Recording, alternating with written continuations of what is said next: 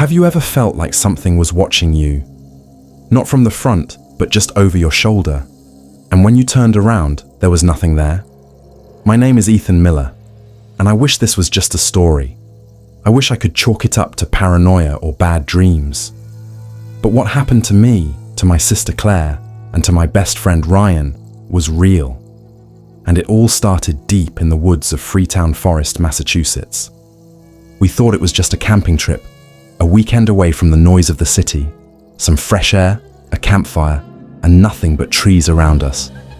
Freetown Forest was the perfect choice, remote, beautiful, and full of the kind of legends you tell around a fire. Cursed land, ghost sightings, missing hikers. We didn't believe in that stuff. At least, not yet. We arrived just before sunset. The forest was colder than we expected, almost unnaturally quiet. The wind whispered through the branches, but the trees barely moved, like they were listening.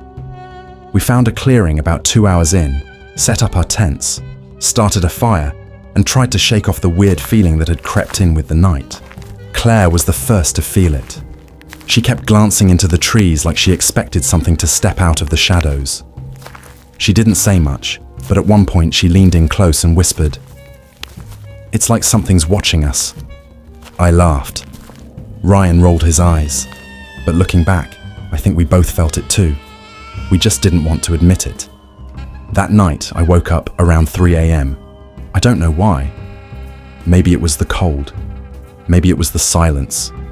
But then I heard it. Slow, steady footsteps, crunching leaves just outside the tent. Not running, not sneaking, just walking. Like someone or something knew exactly where we were.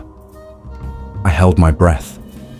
Ryan, in the other tent, whispered, "Do you hear that?" I didn't answer. I just listened. The footsteps circled us. Once, then again. But when I unzipped the tent and looked out, there was nothing. Just the fire, now barely glowing, and an ocean of black trees. The next morning, things felt different. Off. Like the air itself was heavier. We went hiking toward a lake we saw on the map, but we couldn't find it.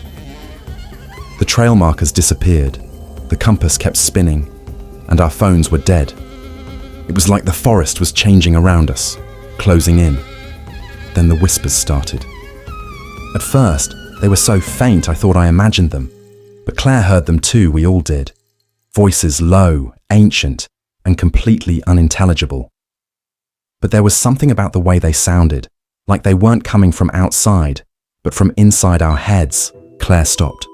Her eyes were wide. "They're calling my name," she whispered. We ran.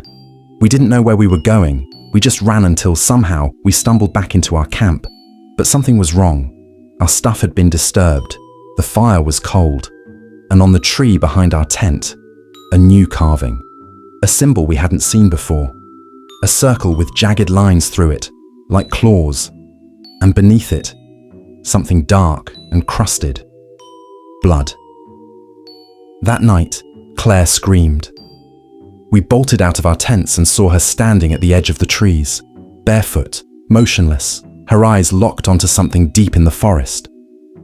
When we reached her, she didn't move. She just whispered, "He's here. He's watching."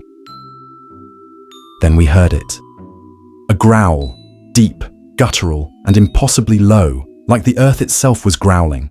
Then footsteps again, heavy, slow, deliberate. They moved in circles around our tent.